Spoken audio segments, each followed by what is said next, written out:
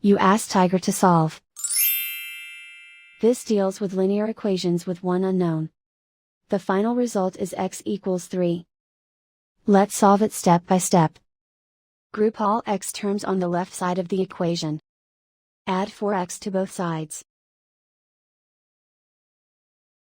Group like terms. Simplify the arithmetic. Group like terms. Simplify the arithmetic. Group all constants on the right side of the equation.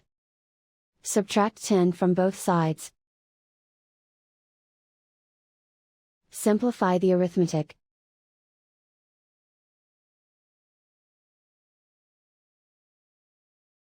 Isolate the x. Divide both sides by -5. Cancel out the negatives. Simplify the fraction.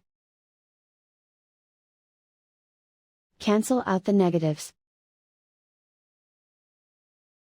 Find the greatest common factor of the numerator and denominator. Factor out and cancel the greatest common factor.